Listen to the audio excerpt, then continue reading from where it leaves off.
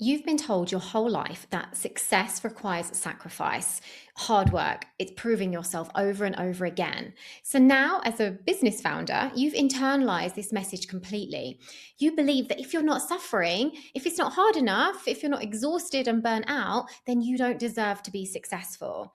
Now, let me tell you, that belief is costing you everything. The belief that's actually holding you back isn't what you think it is. It's not, I can't have success. It's not, I don't know how to build a business. It's something much deeper than that, and it's much more powerful. The belief is this: I am not the type of person who gets to have this. Not that I can't, not that I don't know, or but I'm not the type. There's a difference, all right? And that difference is everything. I worked with a founder recently who had built a six-figure business, right? She had paying clients. She had real evidence, real proof that her work was changing people's lives. But when we spoke about raising her prices by 30%, she completely froze. And it wasn't because she didn't know how to raise her prices, all right? She wasn't afraid of losing clients. Her clients really loved her. She froze because somewhere deep inside, she believed that people like her, women like her, don't get to charge premium prices. And that belief wasn't based on any real data about her business. It was based on a story she'd been told about who gets to be successful and who doesn't. And that story was running her entire business without her even realizing it. Now, here's what's important to understand: the belief isn't about your capability or your skills or your intelligence or your work ethic. The belief is about your identity. And identity beliefs are the most powerful kind because they don't actually feel like beliefs at all. Like, they feel like facts, they feel like truth, they feel like just the way things are, they feel like just the way you are. Now, research from the Harvard Business Review found something really interesting. Female entrepreneurs are 23% less likely than men to ask for funding, even when they have identical business models and identical results. Now, this isn't because the businesses were weaker, but it's actually because they believe they're not the type of founder who gets to ask, right? They believe that asking for funding is something that other people do, right? People different from them. So right now, I want you to do something for me. All right, I want you to finish this sentence in your head. I am the type of person who, and then just notice what comes up. Right? Notice if there's hesitation or if you immediately think of reasons why that's not true. Like, notice the resistance. Okay? And that hesitation and that resistance, that's the belief that we're going to work with today. Because understanding where this belief came from, it doesn't make it disappear, but it does make it less powerful. Because once you see something, you can't unsee it. All right? And once you understand the origin of a belief, it loses some of its grip on you. So I want you to think back to when you were a child. You probably got very specific messages about what to do and what not to do. You got messages about being modest, about being helpful, about not taking up too much space, especially as girls. You learned that visibility could be dangerous. You learned that wanting too much made you selfish. You learned that if something came easily to you, it probably wasn't valuable. Or perhaps you learned that real achievement requires struggle, real success requires sacrifice. And real leaders, like real successful people, well, they don't look like you. Now, those messages, they didn't stay in your childhood, they became beliefs. And beliefs become automatic thoughts. And automatic thoughts become the decisions that you make every single day without you even being aware that you're thinking about them. Right? You're not consciously sitting there thinking, I shouldn't raise my prices. You're just thinking it, right? It feels really obvious to you, it feels true. And so you don't raise them. But then you stay burnt out. Now, studies on imposter syndrome show that about 70% of women experience it at some point in their careers. But here's what's really interesting, and this is important. It's not actually about competence, right? Women who experience imposter syndrome are often more qualified than their male peers.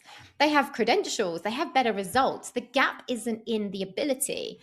It's in the belief about whether they deserve to be in the room, right? Whether they're the type of person who belongs there. So I want you to ask yourself this, right? What messages did I get about what people like me are allowed to have? What did I learn about success? about visibility, about asking for what I want. Because those messages, they're still playing in your head right now. They're still shaping your decisions and they're still costing you money, impact, peace of mind. And this belief doesn't just affect your confidence, it affects your actual decisions, your income, it affects your impact in the world, and it's costing you far more than you realize. Female founders earn on average 50% less than male founders with comparable businesses. Right? That's according to research from the Global Entrepreneurship Monitor. And the gap isn't because their businesses are weaker.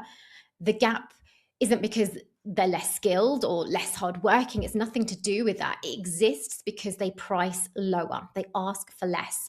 They take up less space in the market. And they believe they're not the type of person who just deserves to take up space. I had another client who was doing absolutely incredible work. Her clients were seeing real transformations, and they were telling her over and over that she changed their lives. But she was charging $1,500 for a program that should have been $5,000, maybe even more. And why was this? Because she believed that if she charged that much, people would see her as greedy. Right? People like her don't ask for that much. People like her are grateful for what they get. So instead, she stayed burnt out. She worked twice as hard for the money. And meanwhile, she was watching other founders with less experience, with less impressive results, charge premium prices without any guilt at all. And now, after working with me, she charges those premium prices because she knows that she is worth that.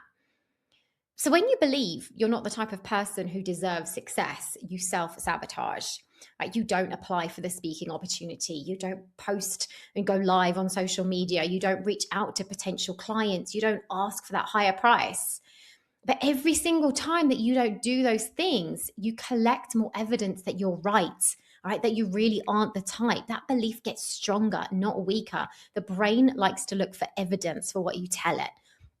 And so that cycle continues. But the thing is, beliefs are not facts.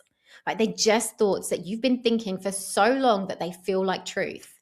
And if they're not facts, then they can change. Like you can change them. And shifting this belief, it's not about positive affirmations or manifesting or vision boards or any of that. It's about evidence, right? It's about collecting real concrete proof that you are the type of person who gets to have what you want.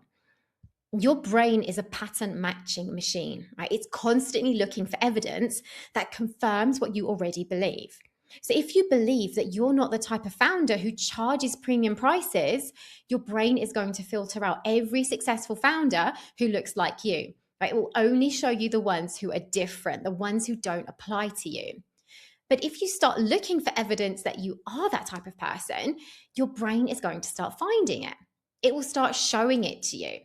This is how belief change actually works. Now, here's the practical shift that you need to make. Stop trying to become the type of person who deserves success. Right? You already are. You already deserve it. So instead, start acting like you already believe it. Because acting comes before believing. Right? You don't think your way into a new identity. You act your way into it. Right? You raise your prices not because you suddenly feel confident, but you raise your prices because confident people raise their prices. Right? You apply for the speaking opportunity not because you feel ready, but you apply because that's what that type of person does. And you post on social media because you do have something to say. And that's what people who believe in their message do. Now, I had a client who was terrified of getting visible on social media, right? And she had a really powerful message. Again, she got amazing results with her clients. But she believed that women like her, women who are still figuring things out, women who weren't perfect, shouldn't be on social media, that she'd feel judged, that everyone would laugh at her. So after working with me, we went down to the root cause of where this belief actually came from. And she realized that belief didn't belong to her. So we got rid of it and we started reinstalling a new belief. And then I asked her to do something really simple. Just post one piece of content a week, because that's what people that are ready do, right? They post. So she committed to doing that for 8 weeks. Now, by week 8, something had shifted. Now, the posts weren't perfect. All right. Some of them didn't really get much engagement, but something within her had changed. Right. Every time she posted, she was collecting evidence that she could do it, that people responded to it, that she was the type of person who shares her message. And by the time she actually felt confident, she had already become the person, right? That belief had already shifted because the evidence had shifted. Now, the belief changes through action, all right, not through thinking, right? You don't sit around thinking your way into a new identity. You act your way into it. And once this belief shifts, then everything shifts, all right? And I mean everything. And especially if you go down to the root cause, I said, of where this belief came from, and you get rid of it, you can completely transform your life. Right? When you believe you're the type of founder who deserves premium prices, you don't negotiate your rates, right? You don't apologize for them. You don't spend an hour explaining them. You just charge them, and the right clients pay. Like when you believe you're the type of woman who belongs on stage, you apply, you submit, you show up. When you believe you're the type of founder who makes an impact, you don't wait until you're perfect. You start now. Now, a study in the Journal of Applied Psychology found that people who held identity based beliefs about themselves, so I am the type of person who does X, they followed through on their goals 91% more often than those who focused on outcome based goals alone. So, identity drives behavior, right? Behavior drives results. It's really that simple and it's that powerful. So, here's what I want you to do. I want you to choose one area where you've been holding yourself back. Is it pricing or visibility? Is it asking for what you want? Is it taking up space? I want you to just choose one. And then I want you to ask yourself, what would the type of founder who has what she wants do in this situation? Like, what would she do? What would her future self do? And then do that. Right? Not because you feel ready, but because that's what that type of person does. Now, the belief that you're not the type of person who deserves success, that's the only thing standing between you and everything you want. All right. It's nothing to do with your skills, your strategy, your experience. It's literally your belief. That is it. Now, before you go, I want to know something. All right. What's one area that you've been telling yourself that you're not the type of person who deserves success? Right, comment below. I read every single comment and I want to hear what's been holding you back, right? Because naming it is the first step to changing it, being aware of it. Now, if this video resonated with you, right, if something clicked, then I'd love you to subscribe to the channel. I release videos every single week that go deeper into the beliefs and patterns that keep female founders small and how to break through them, right? How to shift from I'm not the type to I absolutely am the type. Your next level is waiting for you. So let's go get it.